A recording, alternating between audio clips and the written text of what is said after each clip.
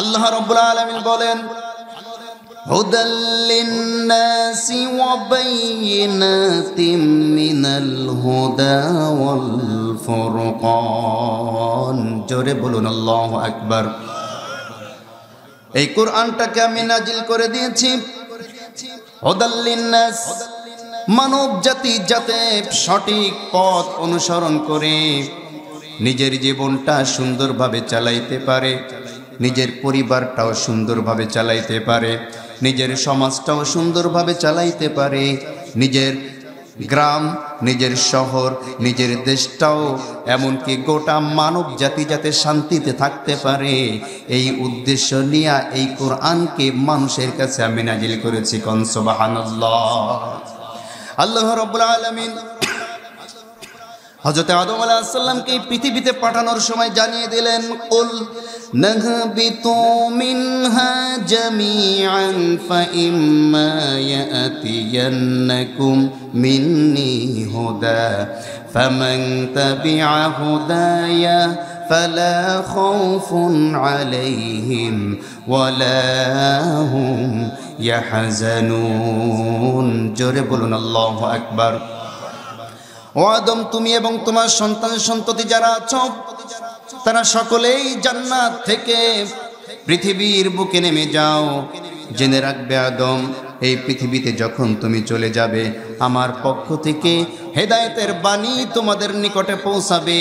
ফামান তাবিআ হুদায়া, যারা নাকি এই হেদায়েতের বাণী কোরআনকে আঁকড়ে ধরবে, ফালা খাউফুন আলাইহিম, দুনিয়ার জীবনে চলতে তার কোনো ভয় থাকবে না, ওয়ালা হুম ইয়াহজানুন, আখিরাতেও তার কোনো চিন্তা থাকবে না। কোন সুবহানাল্লাহ।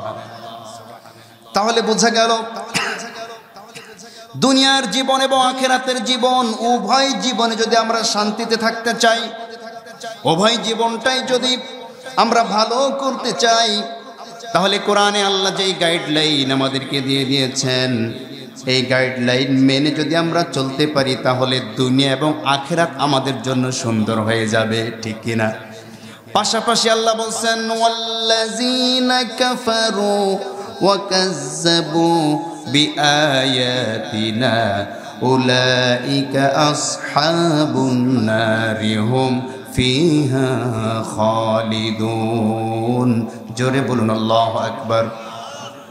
ওয়াল্লাযীনা কাফারু, কোরআন শোনার পরে, কোরআন আসার পরে, কোরআনের বাণী জানার পরে যারা নাকি কোরআনকে অস্বীকার করবে, কোরআনকে মানতে চাবে না, কোরআনকে মেনে না নেবে, কোরআনকে অস্বীকার করে বসবে এবং কোরআনের বিরুদ্ধে মিথ্যা প্রচার করবে, বিআয়াতিনা, আমার আয়াতগুলোকে মিথ্যা প্রতিপন্ন করবে, উলাইকা আসহাবুন নার, অবশ্যই অবশ্যই তারা জাহান্নামীদের অন্তর্ভুক্ত হয়ে যাবে বলে নাউজুবিল্লাহ। হুম ফিহা খালিদুন, এবং এই জাহান্নামের মধ্যে আজীবন তাকে বসবাস করতে হবে, ঠিক কিনা? আমার ভাইয়েরা খুবই ভালো করে বুঝবেন। এজন্য আল্লাহ পাক রব্বুল আলামিন প্রত্যেক যুগে যুগে নবী এবং রাসূলদেরকে পাঠিয়েছেন মানুষরা যাতে ভুল পথ থেকে সরে সঠিক পথে ফিরে আসে, আল্লাহর হুকুমগুলোকে পালন করে। যারা নাকি এই বাণী, আল্লাহর এই হুকুম পালন করলো না, আল্লাহর হুকুমের বিরুদ্ধে আচরণ করলো, আল্লাহ পাক যুগে যুগে ওই জাতিদেরকে ধ্বংস করে দিয়েছে, ঠিক কিনা? সেই বিষয়বস্তুকেই সামনে নিয়ে আমি সূরা হুদ থেকে আপনাদের সামনে কয়েকটা আয়াত তেলাওয়াত করেছি। আল্লাহ যদি চাহেন সংক্ষিপ্ত আকারে কিছু আলোচনা পেশ করতে চাই এই আয়াতকে সামনে নিয়ে। আপনারা কি শুনবেন? একটু কি সময় হবে? সময় দেবেন তো ইনশাআল্লাহ? আমার ভাইয়ের, আল্লাহ পাক রব্বুল আলামিন যেই জনপদের উপরে নারাজ হয়ে যান, যেই জনপদের উপরে রাগান্বিত হয়ে যান, সেই জনপদের উপর আল্লাহর পক্ষ থেকে আল্লাহ পাক শাস্তি নিয়োগ করেন।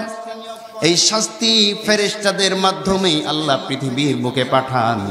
তার দৃষ্টান্ত হচ্ছে হযরত লূত আলাইহিস সালামের জাতি যখন আল্লাহ পাক রব্বুল আলামিনের হুকুমকে অমান্য করলো, আল্লাহর হুকুমকে উল্টিয়ে দিল, আল্লাহ পাক রব্বুল আলামিন তাদের উপরে জমিন উল্টানোর গজব নাজিল করে দিলেন, বলি নাউজুবিল্লাহ। ঘটনাটি এভাবে শুরু হচ্ছে। আল্লাহ পাক রব্বুল আলামিন বলেন, ওয়ালাকাদ জাআত রুসুলুনা ইব্রাহিমা বিল বুশরা ক্বালু সালামা قال سلام فما لبث أن جاء بعجل حنيذ জোরে বলুন আল্লাহু আকবার। আল্লাহ পাক রব্বুল আলামিন হযরত লূত আলাইহিস সালামের জাতি কওমে লূতের উপরে যখন রাগান্বিত হয়ে গেলেন, আসমানের ফেরেশতাদের মাধ্যমে তাদের উপরে যখন গজব নাজিল করলেন, এই গজব নাজিলের সময় হযরতে জিবরিল আলাইহিস সালাম, মিকাইল আলাইহিস সালাম, ইসরাফিল আলাইহিস সালাম, এই তিনজন ফেরেশতাকে আল্লাহ পাক রব্বুল আলামিন সর্বপ্রথম পাঠিয়ে দিলেন ইব্রাহিম আলাইহিস সালামের বাড়িতে। সুবহানাল্লাহ পড়েন। কার বাড়িতে? জোরে বলেন। ইব্রাহিম আলাইহিস সালামের বাড়িতে। আল্লাহ বলেন, জাআত রুসুলুনা ইব্রাহিমা, আমার পক্ষ থেকে তিনজন ফেরেশতাকে আমি পাঠালাম। তারা গেল ইব্রাহিমের বাড়িতে, গিয়ে দেখেন কি বলল, ক্বালু সালামা, তারা ইব্রাহিমের বাড়িতে গিয়ে বলল আসসালামু আলাইকুম। তাহলে একজন মানুষ, কোনো মেহমান কোনো বাড়িতে উপস্থিত হলে প্রথমে গিয়া একজন আর একজনের সাথে দেখা হলে কি করতে হবে? জোরে বলেন, সবাই কথা বলেন। সালাম দিতে হবে, সম্ভাষণ জানাইতে হবে। মুসলমানদের সম্ভাষণ হচ্ছে সালাম। একজন অপরকে দেখলে সালাম দিবে, একজন মুসলমান অপর মুসলমানকে সালাম দিবে। আমার ভাইরা, ইহুদি খ্রিস্টানরা মুসলমানদের দুইটা জিনিসকে সবচাইতে বেশি অপছন্দ করে। কয়টা জিনিস? দুইটা জিনিসকে সবচেয়ে বেশি অপছন্দ করে। একটা জিনিস হচ্ছে মুসলমানরা আল্লাহু আকবারের তাকবীর ধ্বনি দিয়ে আজান দেয়, আল্লাহু আকবারের তাকবীর ধ্বনি দিয়ে নামাজ আদায় করে, আল্লাহু আকবারের তাকবীরের ধ্বনি দিয়া মানুষদেরকে দাফন করে। কোন সুবহানাল্লাহ। এই যে আল্লাহু আকবারের তাকবীর ধ্বনি আজানের মধ্যে শোনা যায়, নামাজের মধ্যে শোনা যায়, জানাজার নামাজে শোনা যায়, এইটা ইহুদি খ্রিস্টানরা খুব আক্ষেপ করে, আফসোস করে, হিংসা করে। এক। দুই নম্বর, একজন মুসলমান আর একজন মুসলমানের সাথে যখন দেখা হয়, ধনী হোক, গরিব হোক, বড় হোক, ছোট হোক, দরিদ্র হোক, যাই হোক না কেন, মুসলমান দেখলেই একে অপরকে দেখলে বলে আসসালামু আলাইকুম, তোমার উপরে আল্লাহর পক্ষ থেকে শান্তি বর্ষিত হোক। যাকে সালাম দেওয়া হয় সে আবার পাল্টা জবাব দিয়ে দেয়, তিনি আবার জবাব দেয় ওয়া আলাইকুম সালাম, তুমি যে আমার জন্য দোয়া করেছো, আল্লাহর পক্ষ থেকে আমার উপরে শান্তি নাজিল হোক, আমিও তোমার জন্য একই দোয়া করলাম, আল্লাহ আমার আগে যাতে তোমাকে শান্তি দেয়। কোন সুবহানাল্লাহ। তাহলে একটা জিনিস অন্তত শিখলাম যে মুসলমান একে অপরকে দেখলে আমরা কি করব? সালামের প্রচলন করতে হবে। আমরা এই সালামটা দেওয়া ভুলে গেছি। আমরা অনেকে আছি, আমি বড় হুজুর, এমন করে আরেকজনের দিকে তাকিয়ে থাকি যে বড় হুজুর আমাকে সালাম দেবে। কথা কন না কেন? আমরা বড় হুজুররা কি করি? মুসল্লিদের দিক তাকিয়ে থাকি। মুসল্লি একজন যাচ্ছে, মানে কি সালাম দিল না কেন? কেন বড় হুজুরকে মুসল্লিরা সালাম দিবে এমন কোনো কথা আছে নাকি? কথা বলে। মুসলমান মুসলমানকে সালাম দিবে, তুমি হুজুর তোমারও দায়িত্ব তাকে আগে সালাম দেওয়া, ঠিক কি না? আল্লাহর রাসূলকে কি সবসময় সাহাবায়ে কেরাম আগে সালাম দিতে পেরেছে? কথা কন না কেন? তা আল্লাহর রাসূলের চাইতে বড় হুজুর এই পৃথিবীতে আর কেউ আসবে? কথা কন না কেন? তা আমরা একটু বড় হুজুর হইলে মনে হয় যে কি জানি হয়ে পড়েছি। আবার অনেক সময় ডাক দেয়, কেউ যদি একটু প্রভাবশালী হয়, নিম্ন শ্রেণীর কোনো ব্যক্তির সামনে দিয়ে গেল, এদিকে আয়, আমি যে দিক দিয়ে গেলাম আমাকে দেখলি না? দেখছি তো, তা সালাম দিলি না কেন? এই কথা কি বুঝতে পেরেছেন? এমন হয় কি হয় না? কিন্তু আল্লাহর নবী বলেছেন মুসলমান একে অপরকে সালাম দিবে, যে আগে সালাম দেয় সে অহংকার মুক্ত হয়। সুবহানাল্লাহ পড়েন। কিন্তু সালামের একটা নিয়ম আছে, আল্লাহর নবী বলেছেন যদি সামনাসামনি দেখা হয়ে যায়, নিয়ম হচ্ছে ছোট যে সে বড়কে সালাম দিবে, ঠিক কিনা? যে ব্যক্তি গাড়িতে চড়ে যাচ্ছে সে বসা ব্যক্তিদেরকে সালাম দিবে, অল্প সংখ্যক লোক বেশি সংখ্যক মানুষকে সালাম দিবে, এইটা হচ্ছে সালামের নিয়ম, ঠিক কিনা জোরে বলেন? কিন্তু একজন ছোট মানুষকে দেখে যদি আমি আগে সালাম দেই, আমার কি মান সম্মান কমে যাবে নাকি? কথা কন না কেন? রাসূল করিম সাল্লাল্লাহু আলাইহি ওয়াসাল্লামের একটা হাদিস, ছোট্ট একটা হাদিস, ছোটবেলায় আমাদেরকে মুখস্থ করানো হয়েছিল। মারর আলা গিলমানিন ফাসাল্লিম আলাইহিন্না। আল্লাহর নবী সাল্লাল্লাহু আলাইহি ওয়াসাল্লাম শিশু বাচ্চাদের পাশ দিয়ে হেঁটে যাচ্ছিলেন, যেতে যেতে ওই শিশুদেরকে আল্লাহর নবী সালাম দিতেন। তাহলে এই যে সালামের প্রচলন, মুসলমানদের এত সুন্দর একটা নিয়ম কানুন, এটা আমাদের সমাজ থেকে হারিয়ে যাচ্ছে। এটা আমরা ইনশাআল্লাহ এখন থেকে আবারও এই সুন্নাতটা, রাসূলের এই সুন্নাতটা আবারও জাগ্রত করব তো ইনশাআল্লাহ। আমরা একজন অপরজনকে দেখলে কে ছোট কে বড় যাই হোক না কেন আমরা সালাম দেওয়া শুরু করব, ঠিক কি না? আমার ভাইয়েরা, আমার বাবাজিগণ, ফেরেশতারা এসে সালাম দিল, ক্বালু সালামা, আসসালামু আলাইকুম। ফেরেশতারা যখন বললেন, ইব্রাহিম আলাইহিস সালাম বলছেন, ক্বালা সালামুন, তোমাদের উপরও আল্লাহর উপর থেকে শান্তি বর্ষিত হোক। সুবহানাল্লাহ পড়েন। ফামা লাবিসা আন জাআ বিইজলিন হানিফ। মেহমান যখন বাড়িতে আসে, মেহমানরা যখন বাড়িতে আসলো, এই তিনজন ফেরেশতা যখন ইব্রাহিম আলাইহিস সালাতু ওয়াস সালামের বাড়িতে প্রবেশ করলেন, ওনারা কিন্তু ফেরেশতা রূপ নিয়ে আসেন নাই, এসেছিলেন মানবের রূপ নিয়ে। কোন রূপ নিয়ে? মানুষের রূপ নিয়ে এসেছিলেন ইব্রাহিম আলাইহিস সালামের বাড়িতে। ইব্রাহিম আলাইহিস সালাম মেহমান পেয়ে, মেহমানদারির এই যে প্রথাটা, যে মেহমান বাড়িতে আসলে তাদের জন্য একটু খানা পিনার ব্যবস্থা করতে হয়, এই মেহমানদারির প্রচলন সর্বপ্রথম শুরু করেছিলেন আমাদের জাতির পিতা হযরত ইব্রাহিম আলাইহিস সালাম। সুবহানাল্লাহ পড়ে।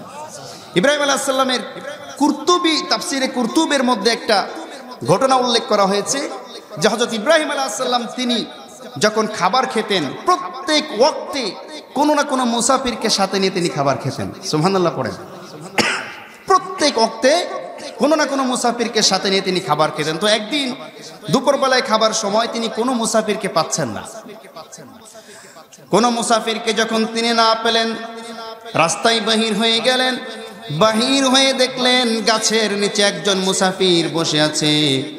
ইব্রাহিম আলাইহিস সালাম তাকে প্রশ্ন করলেন, আপনি কি দুপুরবেলায় খেয়েছেন? বলছে, না খাইনি, আমার বাড়িতে আসেন। ইব্রাহিম আলাইহিস সালামের বাড়িতে নিয়ে আসা হলো। ইব্রাহিম আলাইহিস সালাম বাড়িতে নিয়ে এসে খাবার সামনে দিয়ে এবার বলছে, আপনি বিসমিল্লাহ বলে খান। কি বলছে? খাবার শুরুতে কি বলতে হবে? আমরা কি বিসমিল্লাহ বলি? সবাই বলি না, মানে অনেক সময় মনে থাকে না, ঠিক কি না? ইসলামের মধ্যে এত সুন্দর সিস্টেম আছে, প্রত্যেকটা স্থানে আল্লাহ রাসূল সাল্লাল্লাহু আলাইহি ওয়াসাল্লামের সুন্নাত আছে, সুন্দর সুন্দর সুন্নাত। সুবহানাল্লাহ পড়েন। আল্লাহ পাক রব্বুল আলামিন তার বান্দাদেরকে জান্নাতে যে নিবেন, কত রাস্তাদের রেখে দিয়েছেন জান্নাতে নেওয়ার জন্য। এই রাস্তাগুলো আমরা চিনি না। তার মূল কারণ হচ্ছে আমরা রাস্তা যেখানে গেলে চেনা যায় সেখানে যেতে পারি না, ও জায়গায় কু জায়গায় গিয়ে সময় নষ্ট করি, ঠিক কিনা? আমার ভাইয়েরা খুব ভালো করে বুঝতে হবে, খাবারের শুরুতে বিসমিল্লাহ বলা এটা সুন্নাত। আল্লাহর নবী বলেছেন, শয়তান আল্লাহর কাছে আরজ করলো, হে আল্লাহ, তুমি তো আমাকে শয়তান বানিয়ে দিয়েছো, বিতাড়িত করে দিয়েছ, আমার সন্তান সন্ততি যারা হবে তাদের খাবার কি হবে? আল্লাহ পাক রব্বুল আলামিন বললেন, আমার যেই সমস্ত বান্দারা বিসমিল্লাহ না বলে খাবে, ওই খাবারের সাথে তুমি শয়তানের খাবার আমি যুক্ত করে দিলাম। তাহলে বিসমিল্লাহ না বললে সেই খাবারে শয়তান অ্যাটেন্ড করে। কি কথা বুঝতে পেরেছেন? এবার শয়তান বলল, তো ঠিক আছে, খাবার পেলাম। আপনার বান্দারা আপনার ঘর মসজিদে গিয়ে ইবাদত করবে, আমার অনুসারী যারা হবে, আপনাকে বাদ দিয়া যারা আমার কথা শুনবে, তারা কোথায় গিয়া আমার ইবাদত করবে? আল্লাহ পাক রব্বুল আলামিন বললেন, ও শয়তান, তোর ইবাদতখানা হিসাবে আমি বাজার তৈরি করে দিয়েছি। শয়তানের ইবাদতখানা কোনটা? বাজারে কি ভালো গল্প বেশি হয় না মন্দ গল্প বেশি হয়? কথা কন না কেন? চায়ের দোকানে বসলে কার বাড়িতে কি হয়েছে, কার মেয়ে কার বউ কি করেছে, সব ওইখানে শোনা যায়, ঠিক কিনা জোরে বলেন? শুধু যে চায়ের দোকানের কথা বললাম, অনেক চায়ের দোকানদাররা রাগ হতে পারেন, মানে চায়ের দোকানটা উল্লেখ হয় বেশি, কারণ ওইখানে আজাইরে মানুষ বসে বেশি, ঠিক কিনা? যাদের কাজ কাম কম অথবা কাজ সেরেছে, সারাদিন কাজ করেছে, বিকেল বেলায় কাজ শেষ, সন্ধ্যা থেকে শুরু করে রাত 10টা পর্যন্ত 1 কাপ 2 কাপ 3 কাপ চা খাবে, আর ওইখানে বসে বসে শুধু ওই করেছে ওই করেছে এই গল্প গুজব শুরু হবে, ঠিক কিনা? এজন্য আল্লাহ পাক বলছেন যে বাজারটা হচ্ছে শয়তানের ইবাদতখানা। যত বেশি মানুষের বিরুদ্ধে গীবত করা হবে, যত বেশি মানুষের নিন্দা করা হবে, যত বেশি মিথ্যা বলা হবে, তত বেশি শয়তানের ইবাদত করা হবে, ঠিক কিনা? তো যাই হোক, যে কথা বলছিলাম, তাহলে খাবারের শুরুতে বিসমিল্লাহ না বললে ওই খাবারে কে অ্যাটেন্ড করে? শয়তান অ্যাটেন্ড করে। খাবারের শুরুতে বিসমিল্লাহ বলতে হবে। ইব্রাহিম আলাইহিস সালাম বললেন যে তুমি খাবারের শুরুতে বিসমিল্লাহ বলো। লোকটি বলল আমি বিসমিল্লাহ বলবো না, আমি বিসমিল্লাহ বলে খাবার খাই না। বলছে কেন তুমি বিসমিল্লাহ বলবে না? বলছে আমি তোমার আল্লাহর উপরে ঈমান আনি নাই। তার মানে বোঝা গেল যে ইব্রাহিমের ধর্মের উপরে ওই ব্যক্তি কি করে নাই? বিশ্বাস করে নাই, ঈমান আনে নাই। এই কথা শুনে ইব্রাহিম আলাইহিস সালাম, আল্লাহ পাক ইব্রাহিম আলাইহিস সালামকে উদ্দেশ্য করে বলেছেন হানিফা, অর্থাৎ একনিষ্ঠ আল্লাহর গোলাম। সুবহানাল্লাহ পড়েন। ওনার অন্তরের মধ্যে কোনো অহংকার, ওনার অন্তরের মধ্যে কোনো বক্রতা, ওনার অন্তরের মধ্যে কোনো সন্দেহ, ওনার অন্তরের মধ্যে কোনো ছাড় দেওয়ার কোনো কিছু ছিল না। একনিষ্ঠভাবে তিনি আল্লাহর গোলাম ছিলেন। এই কারণে আল্লাহ পাক রব্বুল আলামিন বলেছেন অত্তাখাযাল্লাহু ইব্রাহিমা খলিলা, আমার ইব্রাহিমকে আমি বন্ধুরূপে গ্রহণ করলাম। আমার ভাইয়েরা, যখন ইব্রাহিম আলাইহিস সালাম শুনলেন যে ব্যক্তি আল্লাহর উপর ঈমান আনে নাই, বিসমিল্লাহ তো বলবেই না, ইব্রাহিম আলাইহিস সালাম তাকে খাবার না খেতে দিয়ে সেইখান থেকে তাড়িয়ে দিলেন।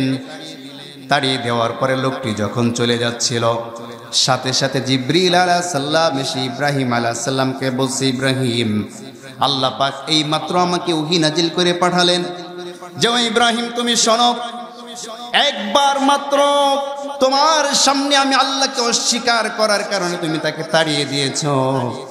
এই ব্যক্তি 40 বছর বয়স হয়ে গিয়েছে, 40 বছর পর্যন্ত আমি আল্লাহ পাক রব্বুল আলামিন নিঃস্বার্থভাবে এই বান্দাকে খাবার দিয়ে থাকি। তুমি কেন তাকে তাড়িয়ে দিলা? কেন তার রিজিককে তুমি বঞ্চিত করলে? ইব্রাহিম, তুমি তাড়াতাড়ি তাকে নিয়ে এসে একসাথে তার সাথে খাবার খাও। সুবহানাল্লাহ পড়েন। ইসলাম তো এমন ধর্ম নয় যে আপনি অন্য ধর্মের লোকের সাথে কটাক্ষ করে কথা বলবেন, এটা ইসলাম শিখায় না, ঠিক কিনা জোরে বলেন? অন্য ধর্মকে গালি দিবেন, ইসলাম এটা শিখায় না।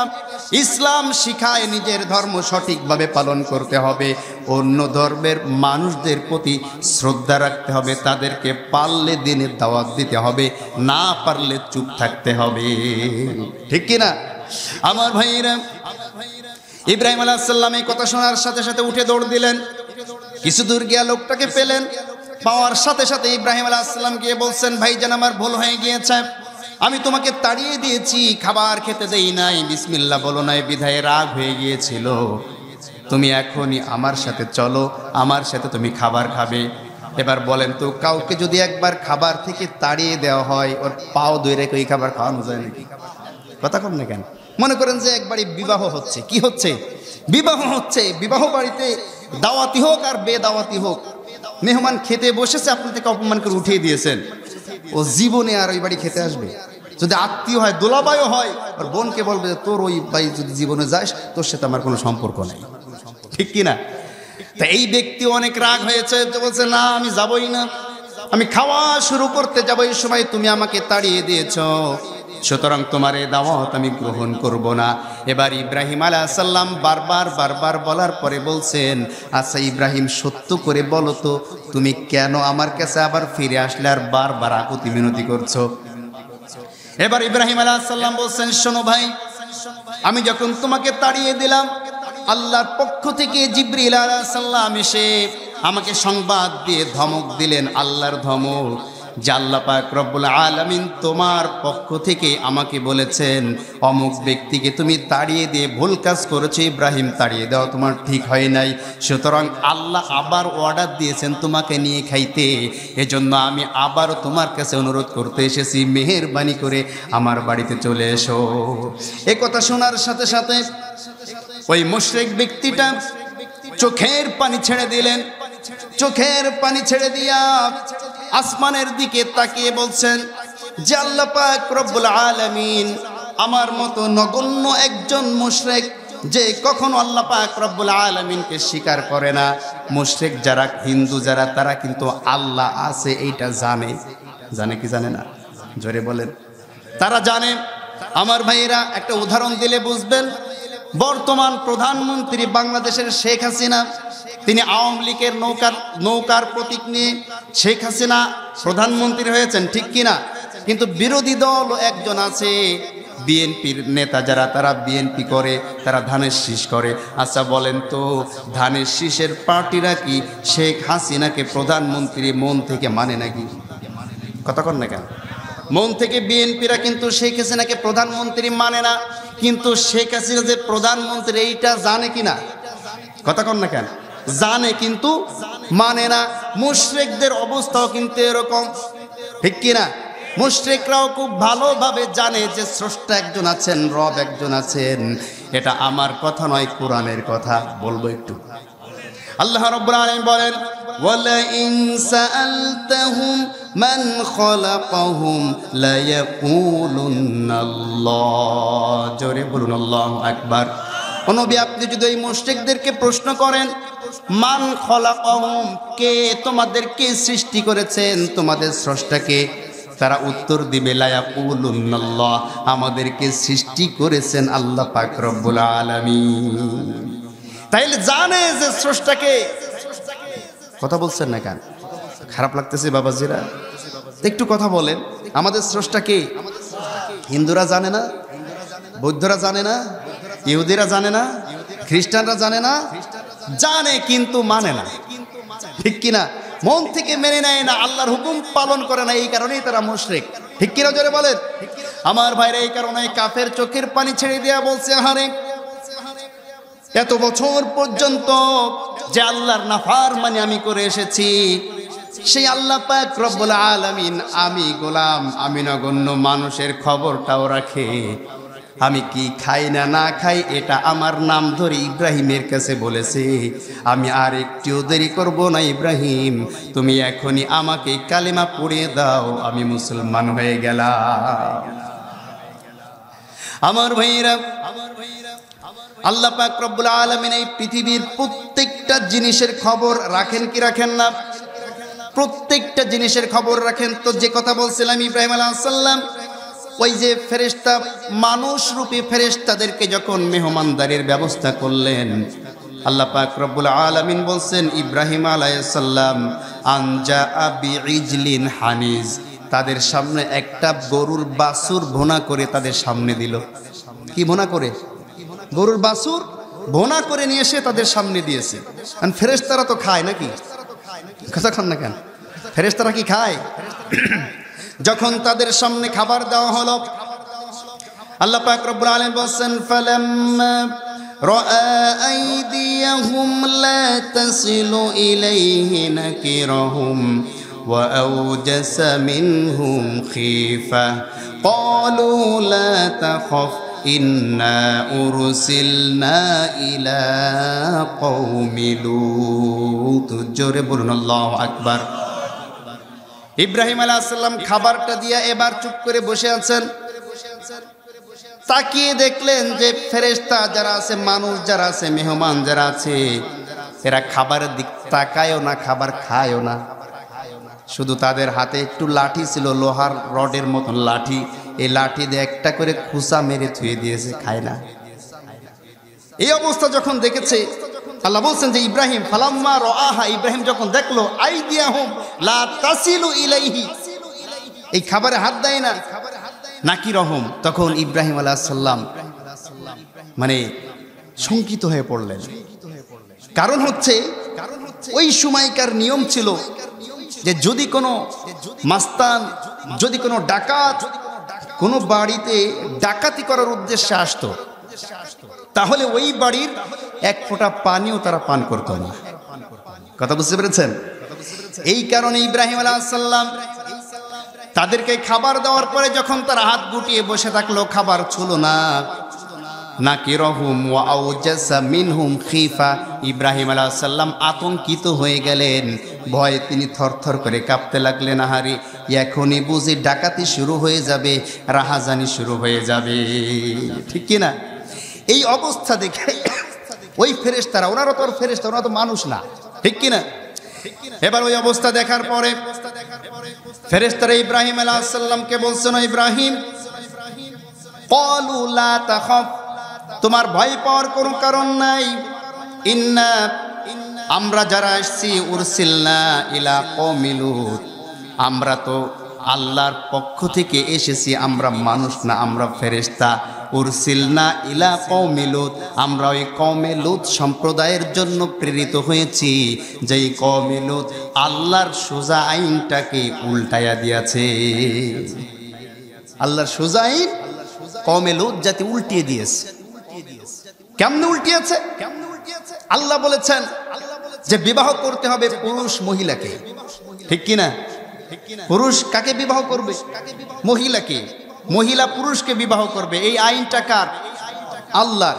এবার যদি কোনো পুরুষ পুরুষের সাথে বিবাহ কার্য সম্পাদন করতে চায়, মহিলা মহিলার সাথে বিবাহ বসতে চায়, তাহলে বলেন তো আল্লাহর এই আইনটা, সোজা আইনটাকে উল্টিয়ে দিল না? ঠিক কিনা জোরে বলেন। আমাদের সমাজে তো এখন এই কাজ শুরু হয়নি, কথা বলেন। শুরু হচ্ছে, শুরু হচ্ছে। এই আল্লাহর আইনটাকে উল্টানোর পায়চারা চলছে। মুসলমান সাবধান হতে হবে। আল্লাহর গজব আসার আগে আমরা যদি সাবধান না হয়ে যাই, কওমে লূত জাতির মতো আমাদের উপরে গজব আসতে পারে। আমার ভাইয়েরা খুব ভালো করে বুঝতে হবে। আল্লাহ পাক রব্বুল আলামিন এবার বলছেন, ওয়ামরাআতুহু কাইমাতুন ফাদহিকাত ফাবাশশারনাহা বিইসহাক ওয়া মিন ওয়ারাই ইসহাক ওয়া ইয়াকুব। জোরে বলুন আল্লাহু আকবার। যখন তারা খাবার খেলো না, ইব্রাহিম আলাইহিস সালামের স্ত্রী সারা, তিনি ঘরের মধ্যে দরজার পাশে কান লাগিয়ে শুনতেছিলেন ইব্রাহিমের সাথে মেহমানদের কি কথাবার্তা হয়। এই যে ঘরের কোনায় কান লাগিয়ে আড়ি পেতে শোনা, এটা মহিলাদের একটা স্বভাব, ঠিক কিনা? আপনি কার সাথে কি কথা বলবেন, আড়ি পেতে থাকবে। ভালো করে বুঝতে না পারলে ওই কথাটাকে এমনভাবে তৈরি করবে, ওরা তৈরি করে আরেকজনের সাথে বলে বেড়াবে। এটা সত্যও হতে পারে, মিথ্যাও হতে পারে। এবার সংসারে গ্যাঞ্জাম শুরু, ঠিক কিনা? ঠিক কিনা? আমার ভাইয়েরা, বাবাজিগণ, খুব ভালো করে বুঝবেন। কোন শাশুড়ির সাথে যদি বৌমার সম্পর্ক খারাপ থাকে, ওই শাশুড়ি যদি মোবাইল হাতে নিয়ে এমনিও কানে ধরে বসে থাকে, বৌমা আগেই দেওয়ালে কান লাগিয়ে দাঁড়ায়, দেখি আমার বিরুদ্ধে কার কাছে কি কয়, কথা কন না। আবার শাশুড়িও যদি অমন হয়, বৌমা যদি নিজের বাপের সাথেও কথা বলে, তাও শাশুড়ি কান পেতে বসে থাকে, আমার নামে কি বদনাম কয়, কথা বলেন। এই স্বভাবটা মহিলাদের মধ্যে আছে, আড়ি পেতে থাকা স্বভাব। তাই আড়ি পেতে ইব্রাহিম আলাইহিস সালামের স্ত্রী যখন শুনছিলেন, শুনতে শুনতে ইব্রাহিম আলাইহিস সালামের স্ত্রী শুনতে পেলেন যে আমরা লূত আলাইহিস সালামের উপরে ধ্বংস নিয়ে এসেছি, আর ইব্রাহিম, তোমাকে আমরা সুসংবাদ দিতে এসেছি। সুবহানাল্লাহ। কি সুসংবাদ? এই সুসংবাদের কথা শুনে ইব্রাহিম আলাইহিস সালামের স্ত্রী তিনি বুঝতে পারলেন যে আসলে তারা যদি মানুষ না হবে, ফেরেশতাই যদি হয়, তাইলে তো আর ফেরেশতাদের সামনে আর মানুষের পর্দা করার কোনো প্রয়োজন পড়ে না, ঠিক কি না? ফেরেশতাদের সামনে মানুষের পর্দা করার আর প্রয়োজন পড়ে না। কারণ রাসূল করিম সাল্লাল্লাহু আলাইহি ওয়াসাল্লাম, আম্মা জান আয়েশা রাদিয়াল্লাহু তাআলা আনহা বলেন যে আমাকে কয়েকটি কারণে শ্রেষ্ঠত্বের মর্যাদার অধিকারী দেওয়া হয়েছে, তার মধ্যে একটি শ্রেষ্ঠত্ব, একটি মর্যাদা আমাকে দেওয়া হয়েছে। আল্লাহর নবী আমার কোলে মাথা রেখে যখন ঘুমাতেন, ওই সময় আল্লাহর পক্ষ থেকে জিবরিল আলাইহিস সালাম এসে আল্লাহ নবীর কাছে ওহী নাযিল করতেন। কোন সুবহান। তাহলে ফেরেশতাদের সামনে কি মহিলাদের পর্দার দরকার আছে? নেই। আমার ভাইয়ের, এই কারণে ইব্রাহিম আলাইহিস সালামের স্ত্রী ফাদহিকত, তিনি হেসে দিলেন হাসতে হাসতে। এই হাসা মানে আনন্দে মুচকি হাসলেন যে এরা তো আসলে ডাকাত না।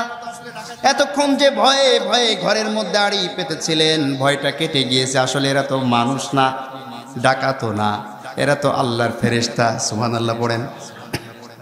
এবার তার ও ভাই যখন সামনে আসলেন, তাদেরকে সুসংবাদ জানানো হলো, ওয়ামরাতুহু কাইমাতুন ফাদহিকাত ফাবাশশারনাহা বিইসহাক ওয়া মিন ওয়ারাই ইসহাক ওয়া ইয়াকুব।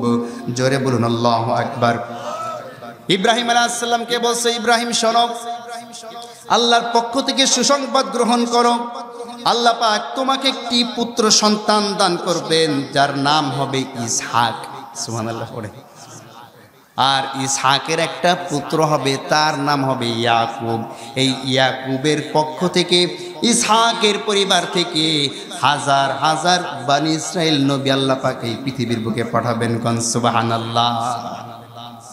আমার ভাইরা, খুব ভালো করে বুঝতে হবে, এই কথা যখন ইব্রাহিম আলাইহিস সালাম শুনলেন, ইব্রাহিম আলাইহিস সালামের বয়স হচ্ছে 90 বছর।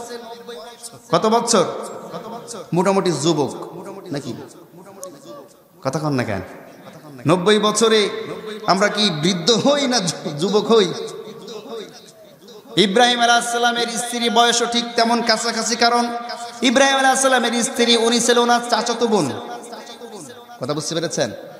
আরেকটা স্ত্রী ছিল, সেটা হচ্ছে এক বাদশার মেয়েকে উপহার হিসেবে দিয়েছিল।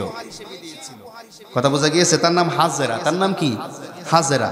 তো এই যে ইব্রাহিম আলাইহিস সালামের যে স্ত্রী, ইনি বন্তা ছিলেন, বৃদ্ধ হয়ে গিয়েছিলেন। ইব্রাহিম আলাইহিস সালামও বৃদ্ধ হয়ে গিয়েছিল। এই বৃদ্ধ বয়সে এসে সুসংবাদ দিচ্ছে যে তোমার একটা পুত্র সন্তান হবে, তার নাম হবে ইসহাক। সুবহানাল্লাহ পড়ে। এই কথা শোনার পরে ইব্রাহিম আলাইহিস সালামের স্ত্রী এসে তাদের সামনে এসে হতভম্ব হয়ে দাঁড়িয়ে গেলেন। আল্লাহ পাক রব্বুল আলামিন বলছেন ক্বালাত ইয়া ওয়াইলাতা আলিদু ওয়া আনা আজুজু ওয়া হাযা বা'লি শাইখা ইন্না হাযা লাশাইউন আজীব। ক্বালাত, ইব্রাহিমের বউ বলছেন, ইয়া ওয়াইলাতা, আয় হায়, এ কি শুনলাম? এ আবার কেমন কথা শুনলাম? আশ্চর্যজনক কথা। লাইতানি ওয়া আনা আজুজুন, কেমনে সম্ভব এটা? আনা আজুজুন, আমি তো বৃদ্ধা হয়ে গিয়েছি, আমার চামড়া ঘুষিয়ে গিয়েছে, আমি অনেক বৃদ্ধা হয়ে গিয়েছি। ওয়াহাজা বালি, আর এই যে আমার যে স্বামী ইব্রাহিম শাইখ, তিনিও তো মুরব্বী হয়ে গিয়েছে। এই মুরব্বী বয়সে আমিও মুরব্বী, আমার স্বামীও মুরব্বী, এই মুরব্বী বয়সে কেমনে আমাদের সন্তান হবে? আশ্চর্য বিষয়, কথা না? এখন যদি আমরা শুনি যে 100 বছর বয়সে একজন বুড়া আর 85 বছর বয়সের একজন মুরব্বী বিবাহ করেছেন, তাদের সন্তান হয়েছে, এটা একটা আশ্চর্যজনক না? তার কারণ 40 বছর 50 বছর বয়সের পরে কিন্তু আর ছেলে পেলে হয় না, হয় নাকি? প্রাকৃতিক নিয়মে যেটা আমরা জানি। তিনি আশ্চর্য হয়ে গেলেন।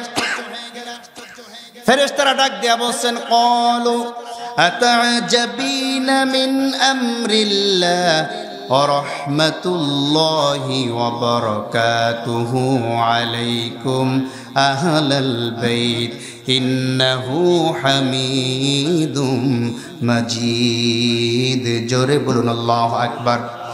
ক্বালু, ফেরেশতারা বলছে, আতা'জাবিনা মিন আমরিল্লাহ, ও ইব্রাহিমের স্ত্রী, তুমি কি আল্লাহর হুকুম শুনে আশ্চর্য হয়ে যাচ্ছ? আল্লাহর অর্ডার শুনে আশ্চর্য হয়ে যাচ্ছ? আল্লাহর ফয়সালা শুনে কি তুমি আশ্চর্য বোধ করছো? জেনে রাখবে, আল্লাহ পাক রব্বুল আলামিনের পক্ষ থেকে যেই ফয়সালাটি হয়, এই ফয়সালা কখনো বিফলে যায় না। আর তোমরা তো প্রশংসিত একজন, তোমরা তো প্রশংসিত দুইজন ব্যক্তি, যারা সর্ব অবস্থায় আল্লাহর রহমত, আল্লাহর বরকত, এবং তোমরা সবসময় আল্লাহর প্রশংসা করো। এই কারণে আল্লাহ খুশি হয়ে তোমাদেরকে সন্তান দিচ্ছেন। কোন সুবহানাল্লাহ। তাহলে বোঝা গেল, যেই ব্যক্তিরা যত বেশি আল্লাহর প্রশংসা করতে পারবে, যত বেশি আল্লাহর জিকির করতে পারবে, আল্লাহ তাদের উপরে তত বেশি রহমত নাজিল করবেন, বরকত নাজিল করবেন। সুবহানাল্লাহ পড়েন। তাহলে আল্লাহর বেশি বেশি জিকির আজকার করার দরকার আছে না নাই?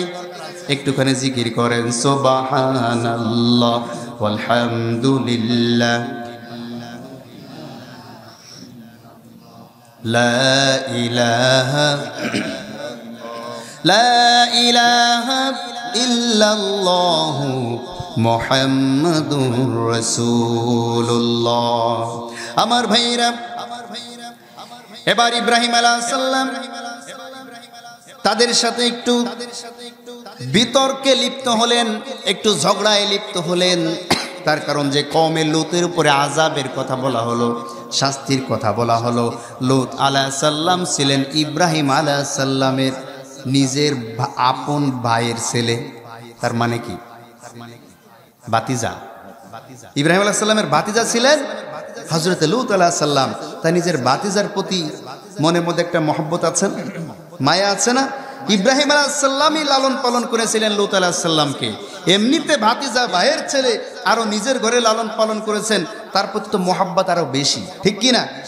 যখন শুনলেন যে কওমে লূতের উপর আযাব আসবে, তখন ইব্রাহিম আলাইহিস সালাম বলা শুরু করলেন, ফালাম্মা ذهب عن إبراهيم الروع وجاءته البشرى يجادلنا قوم لوط।